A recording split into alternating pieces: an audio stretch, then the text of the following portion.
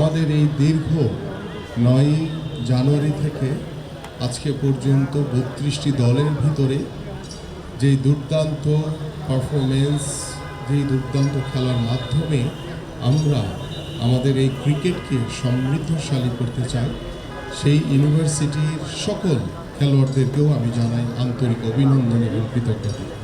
এবং পাশাপাশি আমাদের এখানে হকি টিমের অফিসিয়ালস খেলোয়াড় রয়েছেন এবং আমাদের ভলিবল টিমের অফিসিয়ালস খেলোয়াড় রয়েছেন, তাদেরকেও তাদের পারফরমেন্সের জন্য অভিনন্দন এবং কৃতজ্ঞতা জানাই।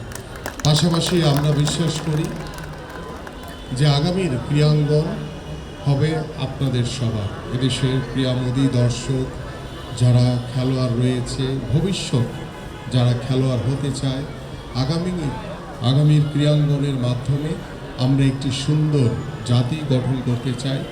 দল মত নির্বিশেষে আমরা সবাই একজন বাংলাদেশি হিসেবে সবার আগে আমার বাংলাদেশ, সেই ধারণাকে পোষণ করে আমরা যাতে সামনের দিকে এগিয়ে যেতে পারি। এবং আজকের এই টুর্নামেন্টের ফাইনালের মধ্য দিয়ে আজকে আমাদের ইন্টার ইউনিভার্সিটি ক্রিকেট টুর্নামেন্ট যে শেষ হয়েছে, আমরা আশা করি আগামীর ত্রয়োদশ জাতীয় সংসদ নির্বাচনকে সামনে রেখে সারা বাংলাদেশের মানুষ এখন নির্বাচনকে নিয়ে ব্যস্ত, বাট খেলাধুলার মতো চলবে। সেই খেলাধুলাতে আমি বিশ্বাস করি সার্বিকভাবে আজকে আমরা একটি ক্রিকেট টুর্নামেন্ট শেষ করছি।